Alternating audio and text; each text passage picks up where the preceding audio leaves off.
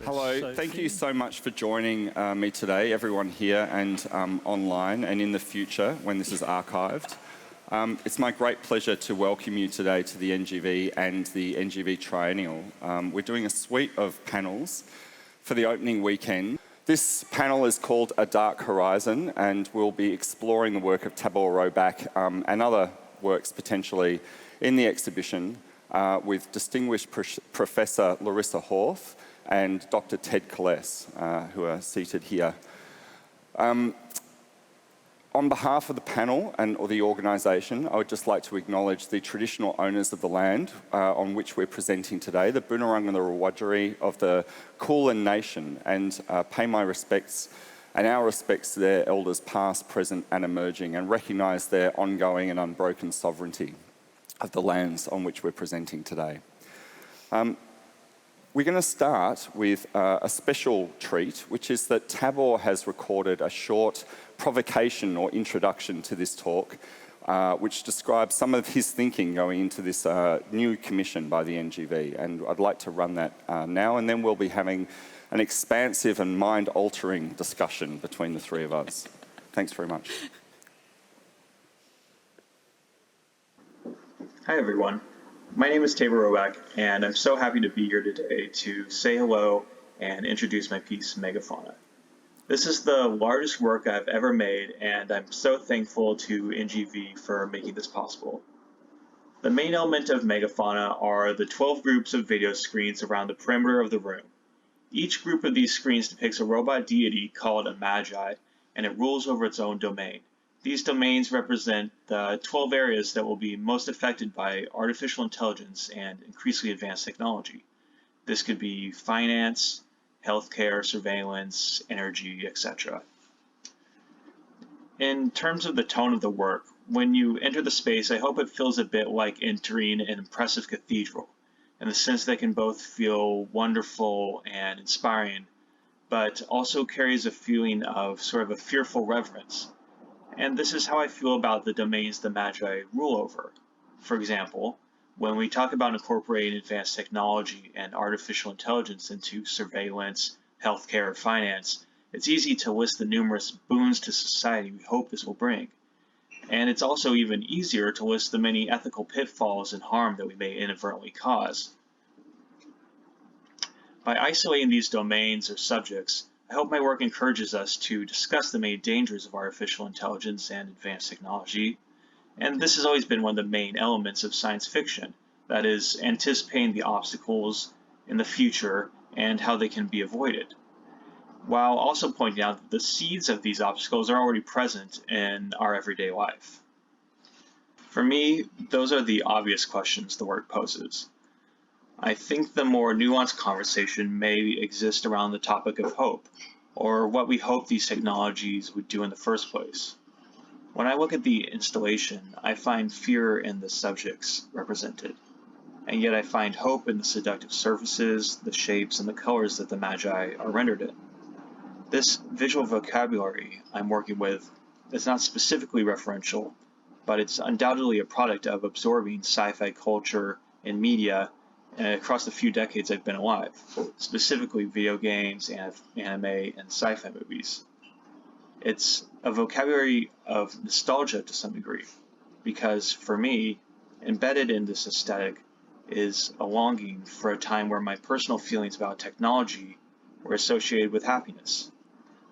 It's almost like the last drop of techno-utopian idealism is found in the glossy clear coat of the Terminator's chrome skull. So the question I've left myself with is, what's the point of creating a haunted house and making the monsters attractive? What's the point of dressing up fear with a thin veneer of hope? Thank you. Thank you, Tabor. I'm sure you're watching and we'll be addressing you along with everybody else. I want to get to the question that Tabor poses towards the end, the nuanced question towards the end of our discussion or later in our discussion, but start with more of an introduction to the work for those of you who maybe have not seen it either here or at home. It's on the third level of NGV International on the far northern end and occupies an entire space, as Tabor says, of 12 organisms, creatures of some description that are articulated with a series of an ensemble of screens, around 100 screens, within a kind of environment that has central consoles and a floor projection, and has a very specific and peculiar aesthetic compared to a lot of computer-rendered photography, animation, and contemporary art. And we'll be getting into that aesthetic and its resonance in some order. But I wanted to begin by asking Ted, who wrote a catalogue essay on Tabor's work, having not seen the full installation, the kind of cathedral-like atmosphere that Tabor describes. And I wanted to start, Ted, with asking you, having spent quite a lot of time looking at images, still images, some animation, but then the other day experiencing the work for the first time, what the slippages were between what you had originally envisaged and the experience of seeing it, what resonated with you, what you had projected might be the case, and how it impacted upon you when you actually saw the work. What did you think of the work, Ted? Yeah, well, I think I'm in a position even more privileged than Tabor, because I don't think he's seen the final installation Indeed. either. Sorry, Tabor. So it's not really a question about trying to determine a successful outcome of the installation according to the artist's intentions or design. I think we have to allow for the eventuality of detours and divergences from what Tabor may have originally decided upon. But certainly in writing the essay over several weeks, if not months, I was in contact with Tabor, who was providing me with ongoing plans and works. Of course, he's doing all this from a tiny New York apartment, very much like a bunker under siege because of the COVID lockdown. And I was sitting likewise in Melbourne in a similarly contained environment. So the jump to go from that process of creative work into the final exposition of it upstairs was epic. It was immense, and it was quite an astonishing thing to walk into an environment that is so enveloping. When previously I'd been looking at little things on a small screen, about so big, to suddenly be immersed in, I think, what you could call a cosmos. Now, one of the most compelling things, I think, that I realized in walking into this space was that Tabor has created a world in which I, as a human observer, have almost no relevance. This is a world in which the animations are kind of talking to each other. So if we think of these things as robotic, then they are of an acquired intelligence that doesn't require any interaction with us. And yet, ironically, of course, they've been lovingly created by a human who speaks to us now, remotely. So I think that creates an interesting paradox. It's one that I think is at the core of most art, that the source for a lot of our imagery, artistic imagery, comes from that matrix of experience, emotion, and intelligence that constitutes an individual agent of the artist, and yet the outcome is often something that might appear to be alien or outside that domain. I think it's quite intriguing to hear him speak about his own personal background and the sense of hope that he has with the aesthetics of this kind of automotive, it's kind of really a post-industrial glamour. But the way that he has turned that into a kind of quasi, if not pseudo-religious format. I'm not going to say experience because I don't think there's anything religious about it. I think it is a kind of critique of a religiosity in advanced capitalism, and also in the enthusiasm that many of us have for artificial intelligence developing into a super intelligence or an augmented general intelligence, which is quite different to an AI. AI is still operating according to the kind of programs that the human masters have produced, but an augmented general intelligence is something like a super intelligence, goes way beyond us and kind of leaves us behind in the evolutionary tree. And I think that's certainly something that Tabor is delving into, imagining as an artist does, imagining a future like that. It's very interesting that you use the word alien within this context, because I have been thinking a great deal about this term since yesterday. I attended, and you can watch these online, some of the panels yesterday, and Claire Coleman was speaking, who's a wonderful author around speculative fictions and futures and things. And it struck me, perhaps for the first time in my near 45 years, this relationship between the concept of the alien as a figure and alienation as the relationship between the figure of the alien and the human race. We were talking about Refik Anadol's work yesterday, but it could equally be applied to Tabor Robak's work, which is this idea that all of a sudden the alien comes from, as you said, like created within humanity for humanity to look at, in the case of the installation of Tabor's. But the act of being alien is to alienate the viewer. And your description of these creatures, both this kind of intelligence that has agency and autonomy and is separate from us and is doing its thinking irregardless, but also when you discussed the works or the individual creatures or structures of the Magi, in your essay you described them as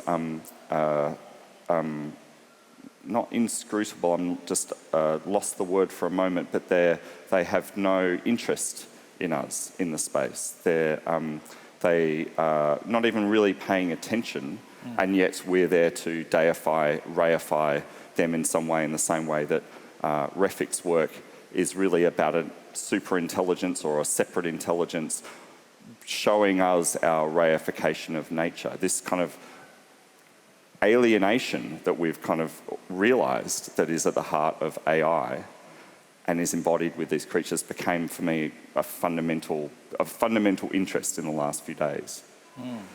And in the flesh, you also felt that same... Yeah. I think, too, you get that feeling that's, I think, a very important and powerful one. It almost becomes religious, almost. And that's the evacuation of your own sense of agency and, I guess, purpose in an environment like the one that he's created. Of course, it looks like any number of spaces that we might be familiar with, like a disco, like the control deck of a starship. It looks like a bunker. It looks like a cathedral. All of these things are ambiguously superimposed or superpositioned. None of them are quite resolvable. You can't decide really which one it is. But what does happen is that in that attempt to, I guess, interpret this space and navigate it, because our own navigation of it is irrelevant to what's happening, it's not interactive with us at all, in that, we are definitely visitors. We're kind of unwelcome visitors in a way, and in that sense we are alien to what it is. And that feeling is... that falls over into something I think is much bigger culturally, and that's a general sense of evacuation of human agency and the kind of neo-archaic efforts on the part of a lot of capitalist entertainment industries to revivify a kind of humanity that's shorn of its technological prostheses. I'll give you an example, for instance, how many fantasy conditions now in say reality TV are based on either the isolation of an individual or of a human into a completely enclosed bunker-like environment, like Big Brother, for instance, where their only resources are their capacity to interact with other people. Some benevolent, godlike thing is providing them with the food and the sustenance and the lighting and the power and everything like that. But what it's about is this almost primitive sense of being able to talk to each other, right? To try and retrieve or redeem some humanity. On the other end, you get them put onto a desert island with a hostile environment this time, right? And they're extracted from the technological benevolence of capitalism, again, in order to kind of make a spectacular statement about what humanity is. And in both cases, we realise these are completely artificial. They're simulated, they're nonsense, they're fantasy conditions. So what is being delivered in that particular format of entertainment, high-end capitalist entertainment, is a fantasy of nature where we still feel we are part of it. We still feel when we shed all of that armature of the machines and so on, we get back to what we really are, which is our identity with nature, a kind of historic legacy of our identity as humans. What's so interesting about Tabor's work is that it doesn't allow any of that to happen. And yet it's still got this sense of spectacle about it, as if what we're watching is something like a desert island fantasy for machines that have not actually been made by humans, but by other machines. They are reproducing themselves. And Larissa, I need some assistance in unpacking the aesthetics, the revivification that Ted mentions, the specularity that he mentions. What's happening in Tabor's work with the particular aesthetic that we are looking at? I mentioned it's unusual. Give us some grounding as to what is happening here aesthetically. I mean, one of the things that I think the work really epitomises is gamification. It's really interesting because even though it's referencing all these games, it's about taking game-like techniques and then into a context where there's no game. So it has emptied out all the game possibilities, which is really interesting because 2020 has been the year of gamification. We have seen leaderboards in which death has been about, who's winning? Oh, look, the US is winning at the moment. Oh, hashtag winning, extra deaths. It is, it's horrible, but this is what's happened. And this is what digital culture does really well, is it's become so gamified. And I think that's where the power of the work really lies, because it lies on that point that Ted was mentioning in terms of agency. So why gamification is so interesting, it's usually it's taking game-like techniques and putting them into something like healthcare or putting them into something like military. And it's a way to both motivate us but also to contain us. And this is one of the biggest paradoxes within his work, is this idea that technology on the one hand empowers us to have these visions, to feel these things, but it exploits us to the point that we have no agency. So we go in there and we feel like we are no longer redundant. We're redundant. The game no longer needs us. It's game over. And I think, in the light of 2020, 2020 has been a speculative fiction. It's been the worst type of speculative fiction. I love Claire Coleman's work. Thank you for shouting out her work. But it has. It's been a speculative. It's been a gamified speculative fiction of which none of us have had control. And this has really brought us back to some key principles of what we really want. And it's also, at the same time, digital technology has amplified everything. We've seen work, we've seen life, we've seen schooling being digitified to a point that we never imagined it. And what that's done is actually showed the limits of the digital as well. So the digital can only do so much in terms of intimacy. It can only do so much in terms of care. It can only do so much in terms of health. And I think that's another point that, Roback's work really feeds into a whole trajectory of game artists like, say, Brodie Condon or Corey Archangel, who have all looked at games as a kind of barometer for us to understand our sense-making of the world. What are the narratives? Games are the contemporary stories of the world. And he is giving us a story which is a bleak story where we have no agency, but at the same time, it's like candy. in a shop. And he does, at the end, they're finished with hope. And I think that is one of the core things that artists really try and do. They try and give us a space for critical reflection and inquiry, but at the same point, they want to seed a little bit of hope, because it's the artists that will get us through this. During the pandemic, it's the artists that have helped keep us going, so. And so you mentioned someone like Corey Archangel there, who's maybe a generation, maybe Yes. even two, I'm not sure, but 1.5. 1.5 generations prior to an artist like Tabor Roback. What's been shifting in this space over that time? How would you typify or condense the sort of methodology and the kind of messaging at the heart of Tabor, as opposed to the kind of generation of American artists working with the game form prior to his practice? Well, if you look at, say, someone like Brodie Condon, who did that, he took Counter-Strike, which was a very famous, important game, which basically was a key game for shooter-up.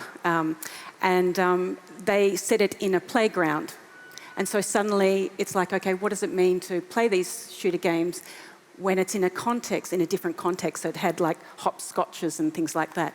And so it really made people reflect about, when you're role-playing this kind of shooter, who are you shooting? Why are you shooting? What is the consequences? And I think this is where artists have a really powerful role, because they can allow us to imagine the social and ethical consequences of things that perhaps we haven't quite thought through. So with AI, there's a lot of things that we still need to think through, which people like Kate Crawford, etc., are trying to just stop us for a moment and have that critical reflection and think about, hang on, is this really where we want to go? But thinking about that trajectory of game artists, so someone like Brodie Condon, for example, and then Corey Archangel. Now, Corey Archangel took Mario, which was a very famous 80s, it's like what I grew up on, it's my memories, and he emptied it out and just had the clouds. So he was doing like early gamification before it was gaming. So he had the aesthetics of a game without any of the gameplay there. And so it made us think about what games are as not just something that we play, but something as part of our popular culture memory, and also about how we make sense, once again, of ourselves in the world. And I think more and more games have become the kind of key indicator or barometer for contemporary culture. And so they've become a really powerful site for making that kind of commentary. And so when you said, Kate Crawford has invited us to stop, or alerted us to stop for a moment, do you feel like Tabor's hurtled headlong beyond where we should have stopped? Is this where we shouldn't be treading, and that's why this critical space is starting to open up, because we're starting to see ourselves irrelevant within this scenario of the future megafauna of the world? Is that the space where where the power lies in this work? It's a really interesting thing, because when you go in, the work is so beautiful, and it's actually of an aesthetic prior to when he was born. It's like a Tron meets the Jetsons. It's got this really kind of 60s, creolized 80s aesthetic. But you really feel like when I walked in, I was like, wow, this is like a game. And then it's like, oh no, it's not like a game. And I feel really uncomfortable. And, and it is. And I think that's really interesting, because it reminds us of our humanity, because we can't play the game. So I think that's a really powerful ambivalence that he's kind of embedded in the design. Ted, you, in your essay, had a cultural connection that I had completely forgotten around the term magi, which are these creatures or organisms and technological structures that inhabit this room, this world of Tabor's. And you drew our attention in that essay to one connection, which was how that term was used to describe three near deities in the absolutely seminal anime series Neon Genesis Evangelion, which is one that I just love dearly. But I wondered if you might talk a little bit about that connection, but also maybe the interesting ennui and emotionality of that series, and how you feel like maybe it is reflected in the invitation to attend this space of Tabor's. For those who have followed the epic narrative of Neon Genesis Evangelion, it's a battle between, it's a very Manichaean world. There are these aliens that are attacking Earth, or what's left of Earth, or been reconstituted of Earth in a future. And that synthetic Earth is being defended by these enormous robots. It has the gargantuan scale of a lot of Japanese monster movies, like the Mothra, Gojira cycles. But it also deliriously mixes up elements of global culture and historical religion as well. So the three magi are three supercomputers that are the kind of controlling puppets of the creatures or the robots that are attacking the angels, which are the aliens attacking Earth. Now, the term magi actually has its origin in the word magus, or magician, for instance, and there are three very famous magicians or magi who appear in the Christian story of the Gospel of St. Matthew. The Gospel of Matthew is the one where the three wise men come from the east, right? So they have this oriental mystique about them. In the Christian Testament, all of their magic has been removed and they've been turned into wise men, right? But in the, and I should just point out, this is no mere casual connection. The term Evangelion in the title of the Japanese anime series actually means good news. It's a Greek term that was the title of the New Testament, the Christian Testament. And it's where we get the word evangelical from, right? Or evangelist, right? Someone who spouts the good news. And the good news was the arrival of a Messiah, obviously, right? So these are things that are tied up. How far we have fallen. Sorry? Oh, how far we have fallen from the good news of the... But go on. But I think Tabor is exceptionally aware of, not necessarily of all of that detailed etymology of the word, but he's definitely playing and immersed in the magi, the three magi of Neon Genesis Evangelion, and I think that that does indicate something about what this strange world is that you're going to walk into when you go into that room. That it is shot through with a kind of syncretic fusing of theology, of mythology, of science, of social policy, in ways that are delirious, right? I think as delirious as Neon Genesis Evangelion. And time in this space, you know, are we looking at the future? Is this out of time? Is time just a human thing that has been transcended in this space? Well, I mean, this is where the paradox that Tabor was alluding to towards the end of his presentation comes in, and I think, as Larissa pointed out, gaming. A lot of gaming isn't about narrative. A narrative is telling a story and telling it in time.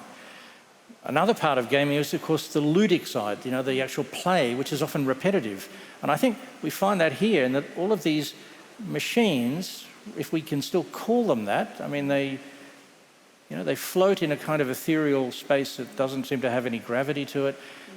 Many of their components aren't physically joined. They seem to be operating with some kind of etheric communion between their parts.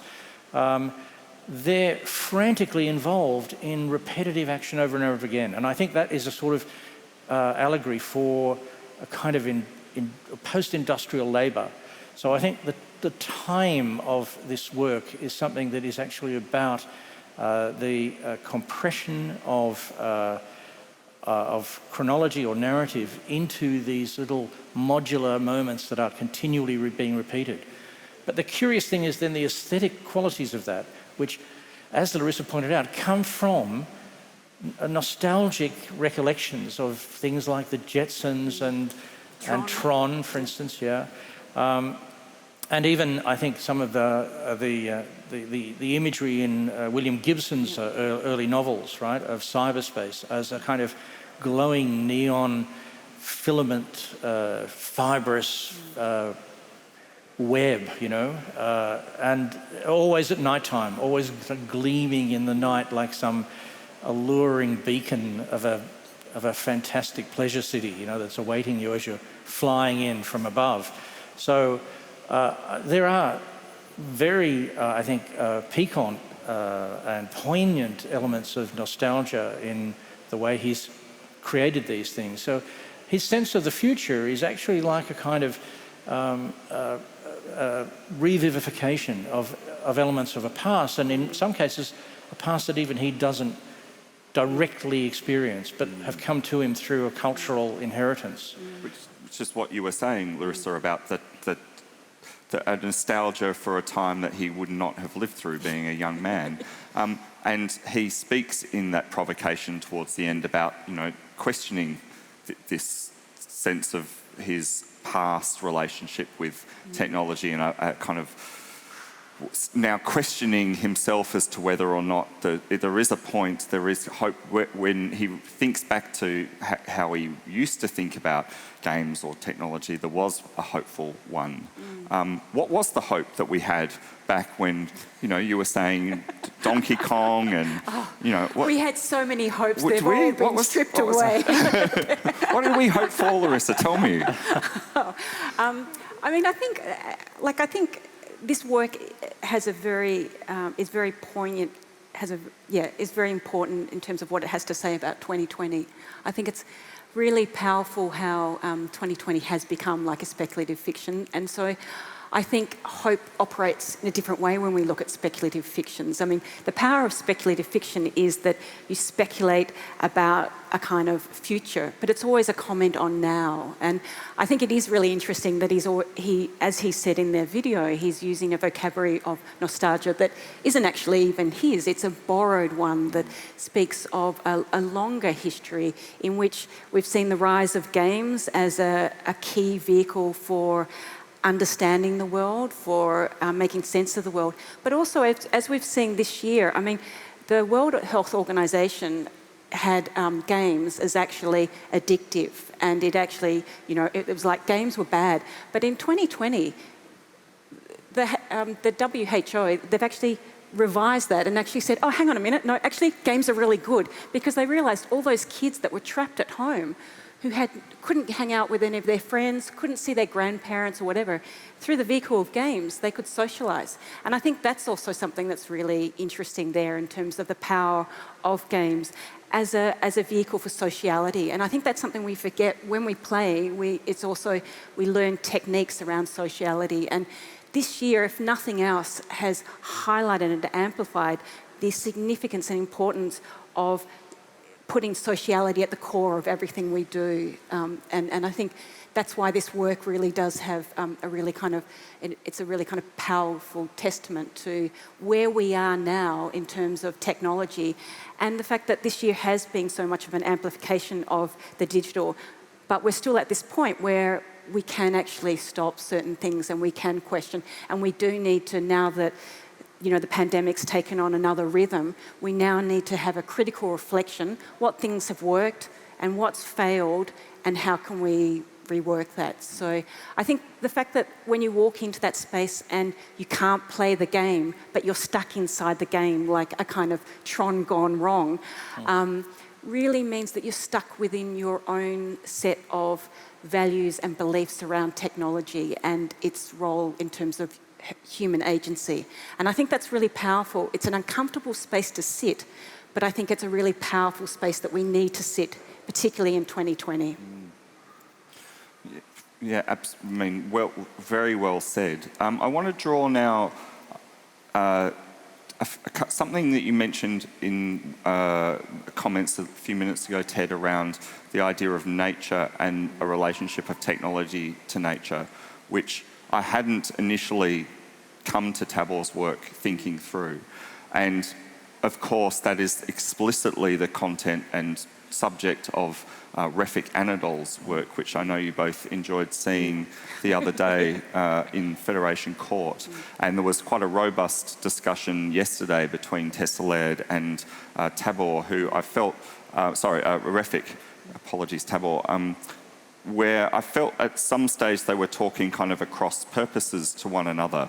But I wondered whether either of you had some initial thoughts following the kind of onslaught of specularity or something that you get when you stand in front of that screen about, you know, what you might take away from seeing something like that and thinking through our relationship to nature, and indeed whether seeing that work and thinking through what you were saying about Tabor's work in this space, like Tessa Laird, who did not have an interest in the binary between ourselves and the concept of nature, where this leaves us with artists working in this space after seeing these works.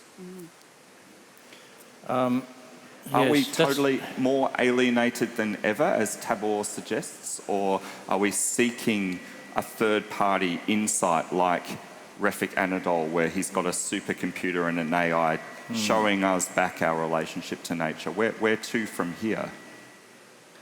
Yeah, I think the contrast between Refik's and Tabor's work is quite momentous, I think, and a very important one for this exhibition itself. It may be a core issue that will come out in terms of our questions about technology and, I guess, nature.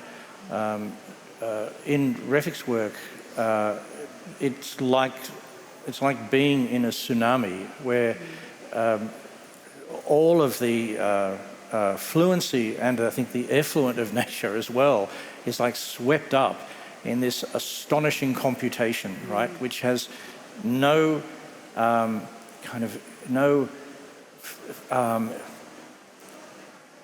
almost, it has no spirit in it. You know, there's no sense of a human, or only the relic of human spirit. We've lost the nostalgia. Where there is no nostalgia because all of the content is coming immediately off the internet and going through this computation that is impossible for a human mind to actually grasp. And that's by no means a criticism of the work. It's a description of the work, in contrast to Tabor's, where there is this synthetic nostalgia that is meticulously processing through a particular sensibility, processing the surface effects, the sheen, the psychedelic candy colour effects of jukeboxes and of all sorts of things like that. Processing it in a way that, again, we can't quite understand, but it's not computable. It's not really like a computation. There's, I think, both levels of intelligence that are behind the works are inaccessible in the way that the quantum is inaccessible to us, but I think also in the way that the imagination in Tabor's work is inaccessible, and we really only can look at the effects of it. You know, we look at the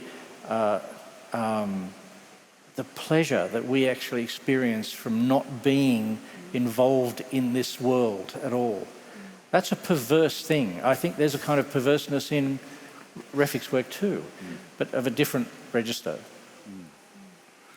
He is someone who is wholly optimistic, actually, yes, when he describes the work, but it's not what I take away from it. And that's kind of interesting because also Tabor is, in that provocation, trying to remain optimistic, but maybe he's seen, unfortunately, the other side of the behind the curtain or something. I'm not sure. That's a good way of putting it, I think. But after experiencing both, how are you both feeling about the world? Are you optimistic? Or do you retain your enthusiasm? Is it more exciting to be challenged by these critical spaces and then there's a new possibility? Is that even possible? How are you both feeling about that?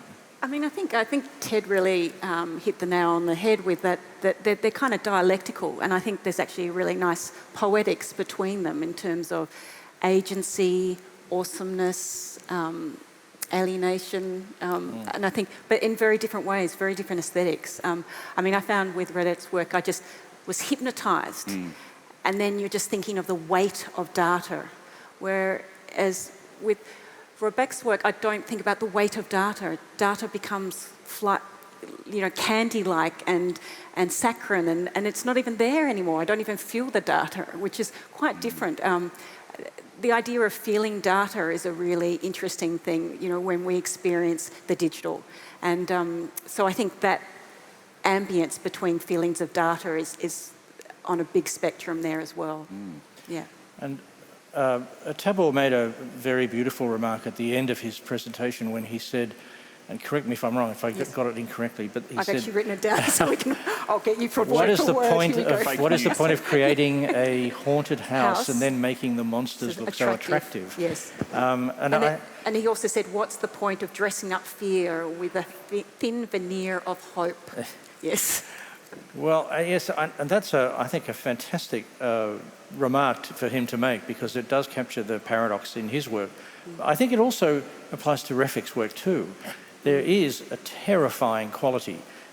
In one sense, it is the old sense of the sublime when you stand in front of Refik's screen and you just have this deluge of data and computation happening in front of your eyes, and you can't quite believe it. But in a way, that's a kind of exhilaration, isn't it? Right? You kind of get swept up, being picked up by a wave and carried somewhere, and you don't know where you're going with it. In Tabor's work, there is, I think, that element of the phantasm that comes into play when he says he's created a haunted house, and he's made the monsters attractive. Yes, that's the spirit that lurks not just behind every fun park, haunted house or amusement park or indeed game, with creatures coming out of the darkness.